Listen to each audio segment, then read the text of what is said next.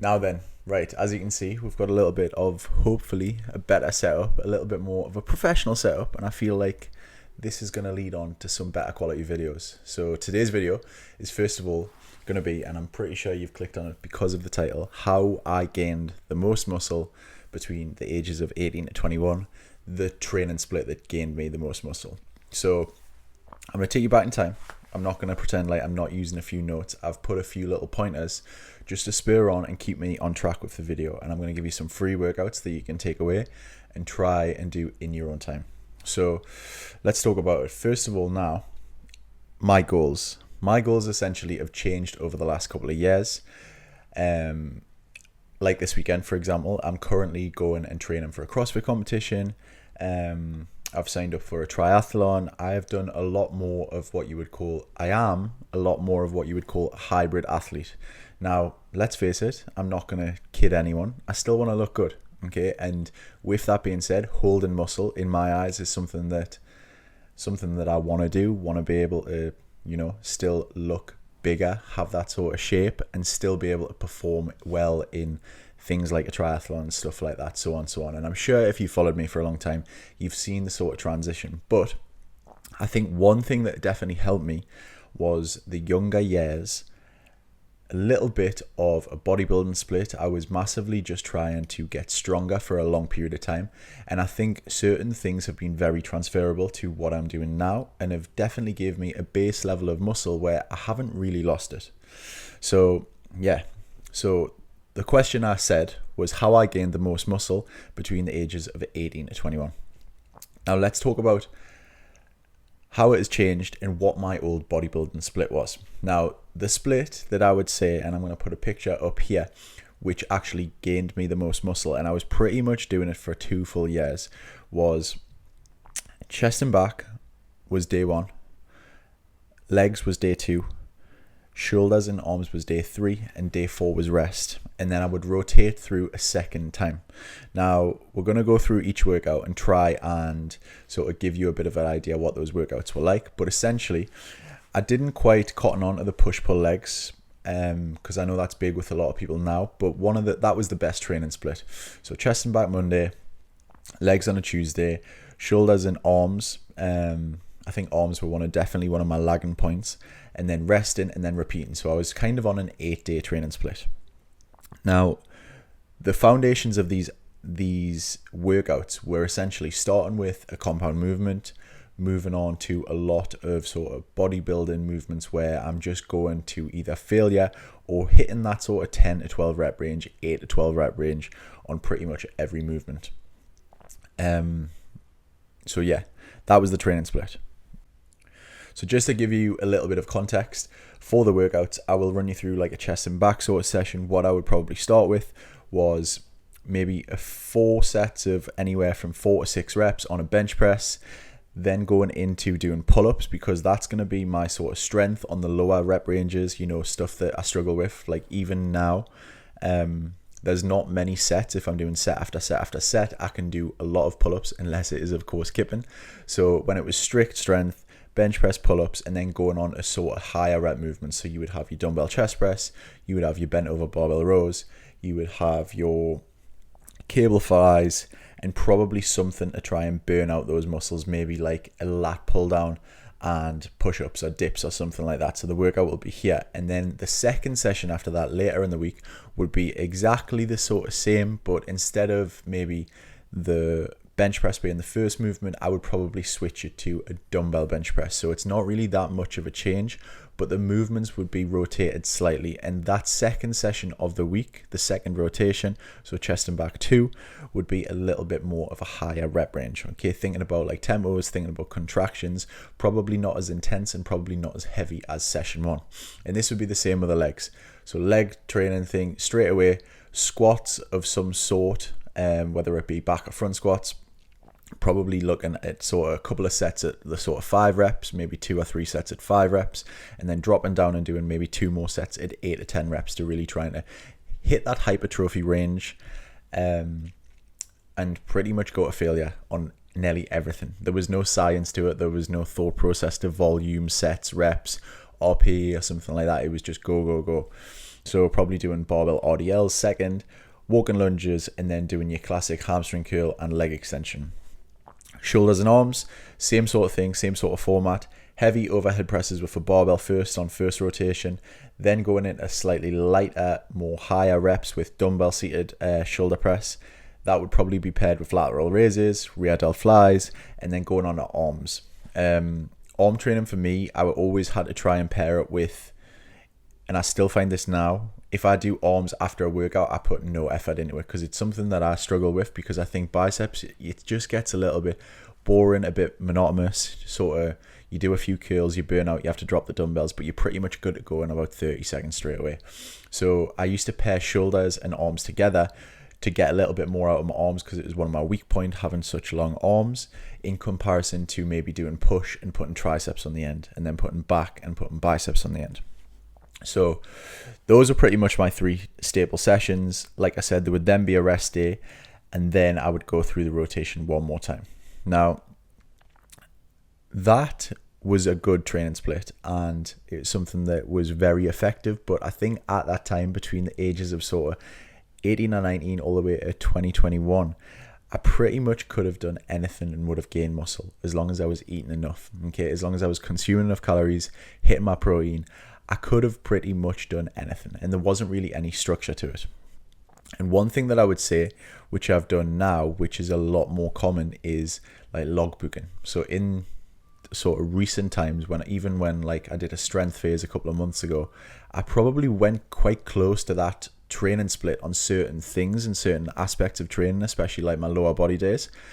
But the difference was, now, this time around, I was logbooking, I was tracking the numbers, I was trying to beat reps, I was trying to beat sets, and perfectly every single week, I knew from the previous week what I was doing and what I was lifting. And this is something, and probably my biggest mistake. So one thing that I would definitely recommend, and what I put here, could I have done it quicker if I had my knowledge that I have now, or my training style that I had now? Now, I don't regret that at all, because I absolutely loved training then. It was just do or die, loads of pre-workout, loads of caffeine, with some friends, and just smashing out anything I could. And it was like, there was certain times where we would do dumbbell shoulder press, and we would just literally do 10 reps and start with 10 kilo dumbbells and do 10 reps of every dumbbell all the way up the rack as far as we could, and then come all the way back down. Now, nowadays, having the knowledge that I know, that's probably not that effective in terms of actually gaining muscle. There is much more effective ways to do that, but I loved it, and I think it definitely built, obviously, a solid foundation. It built a lot of mental endurance of just being able to push and push and push, which I definitely think is very transferable to functional fitness and doing these crazy workouts that I do now. So anyway, could I have done it quicker if I had my knowledge now? Absolutely. I think nowadays, actually having a proper adequate volume of, like, maybe having a certain amount of sets per muscle group each week, knowing exactly what I'm lifting. So if it was like 120 kilos for 3 sets of 8 on back squats, trying to beat that the following week, it would have been much more effective, but I don't regret it at all. Now, the next question: how has it helped a more functional approach now? Let's talk about pure strength.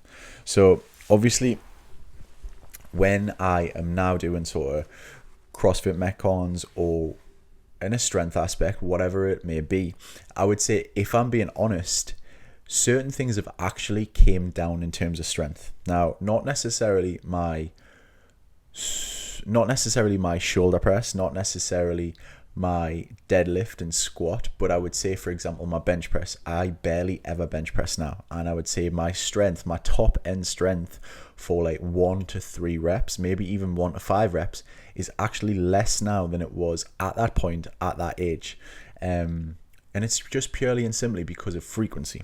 However, if there is a workout in where it was something, and I've done this before, running or biking into bench press, into, I don't know, like dumbbell snatch or something like that, I think at that moderate weight of like 60 to 80%, say it was 80 kilos, I actually think I'm more efficient now and could probably rep out more repetitions of that bench press with the sort of functionality that I am now. So it's interesting, that top end strength is probably not there on a movement like bench press, but that sort of mid-range kind of like bodybuilding sort of rep scheme, because I would say the reps for that would be anywhere from 8 to 15, is actually better and more improved. Now, when it comes to functional fitness, we still do a lot of overhead pressing, but sometimes it can be push pressing, it can be strict pressing, it can be push jerking, it can be anything like that. I would say that is actually improved, and my strength on that aspect is actually better. So there is something with a bit of a comparison. Benches down, strict press, shoulder press, overhead movements are definitely up. And you've got to think some of the movements that we do now, like overhead squatting and, you know, like snatching and clean and jerks and stuff like that, it's still a lot of shoulder work, okay? Even when you are locked out and doing an overhead squat, there is a lot of shoulder stability in that.